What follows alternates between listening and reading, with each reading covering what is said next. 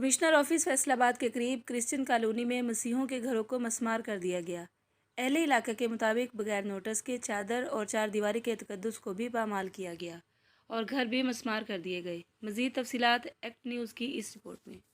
जी नाज़रीन, आज हम यहाँ मौजूद हैं क्रिश्चियन कॉलोनी में, जहाँ मसीहों के साथ फिर जुल्म की दास्तान रकम की गई है। हमारे साथ एक डिसेबल खातून हमारी बहन मौजूद है, हम उनसे बात करेंगे जो जिनकी आंखों में आंसू हम देख रहे हैं, जिनके घर को मस्मार किया गया है। बहन, क्या नाम है आपका? मेरा नाम आसमा बीबी है और मैं इधर 40-45 साल से रह रही हूँ। मुझे कोई नोटिस, कोई लेटर वगैरह सरकारी नहीं मिला है और अचानक हमारे मकानों को गिराया जा रहा है और इस वजह से हम बहुत परेशान हैं और हुकूमत से हमारी अपील है कि हमें तहफ़्फ़ुज़ दिया जाए। तो कितना अर्सा हो गया यहाँ आपको रहते हमें 40-45 साल हो गए।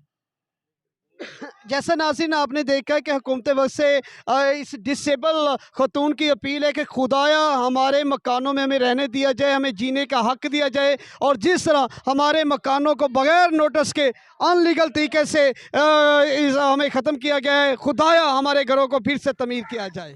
फौरी कह दिया कि आप बाहर निकलें। तो इस वक्त मेरा सामान किसी के घर पड़ा हुआ है, बिखरा पड़ा है उधर पीछे घर में, तो उनको भी उन्होंने धमकी दी है कि यहाँ से निकलो। और अगर कोई ऊपर कहने कोई कुछ मोहल्ला इकट्ठा हुआ है तो उन्होंने पुलिस मंगवा ली और तशद्दुद करना शुरू कर दिया था उन्होंने। और यही कहते हैं कि इधर से निकलो, माँ हमने आपको टाइम नहीं देना, कोई जगह नहीं देनी है। मैं तो चलो इधर की बहू हूँ, तो इधर जितने भी लोग बैठे हुए हैं 60-70 साल हो गए इनको बैठे, तो इनको इनके साथ प्लीज़ हेल्प करें, मदद दें इनको इनके तो साथ। क्या इन्होंने कोई नोटिस दिया है आपको?